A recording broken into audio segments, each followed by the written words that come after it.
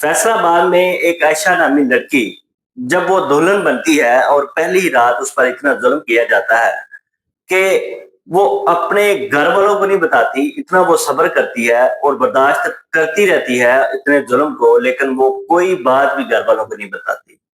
ना बताने की वजह से ये हालात इस हद तक चले जाते हैं कि उसको अपनी जान से हाथ धोने पड़ जाते हैं। इस वाक़ये की तमाम तर डिटेल आज की इस व्लॉग में मैं आपके साथ शेयर करूँगा।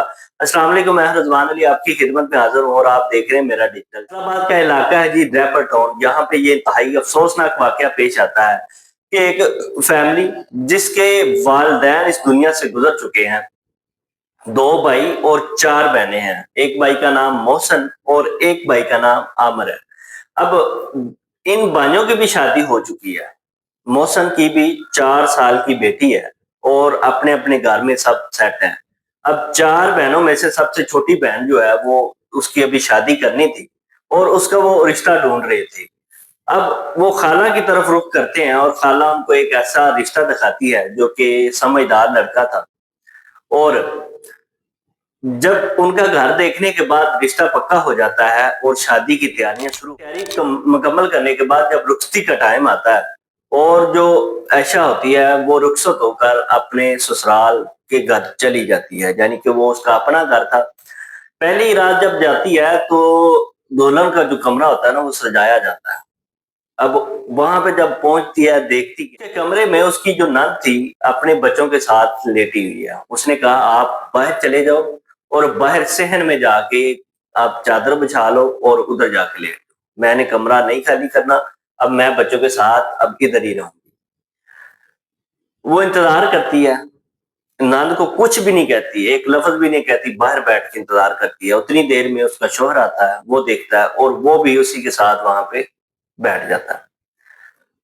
अब वो अपने शौहर को ऐसा कहती है कि आपकी बहन ने ये किया है, मैंने उसके साथ कोई बात नहीं की, आप जाओ और उससे बात करो।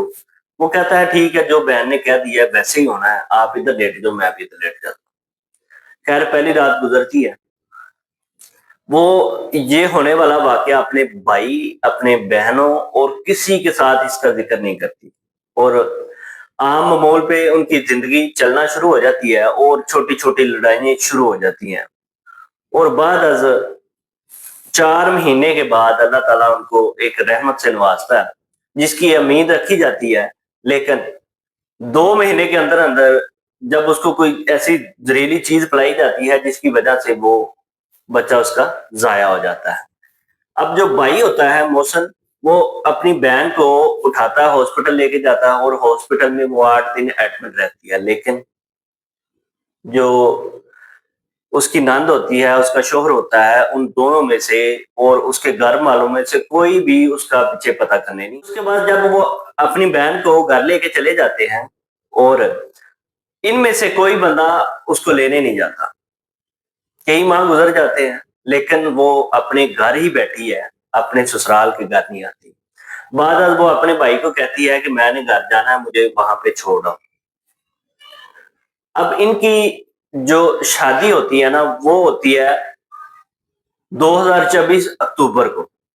अब 2025 जुलाई को 20 जुलाई को वो भाई अपनी बहन को छोड़ने जाता है और 22 जुलाई को उसकी बहन की पहली कॉल आती है, कहती है कि भाई ने मैं इनके साथ नहीं रहना, अब ऐसा करो मुझे आके ले जाओ।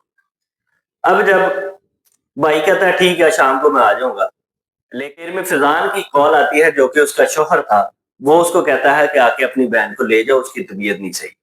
अब जब वो जाके अपनी बहन को देखता है, उसका मुंह सूजा हुआ है, उसको जहर दी, वो लेके हॉस्पिटल चला जाता है और हॉस्पिटल में ट्रीटमेंट करते दौरान थोड़ी देर के बाद, 2 घंटे के बाद जब पता चलता है कि आयशा इस दुनिया में नहीं रही और जो शौहर उसके साथ आया हुआ था वो आग में गोला हो जाता है और वहां पे ड्रामा करना शुरू कर देता है कि ये हो गया, मेरी बीवी थी।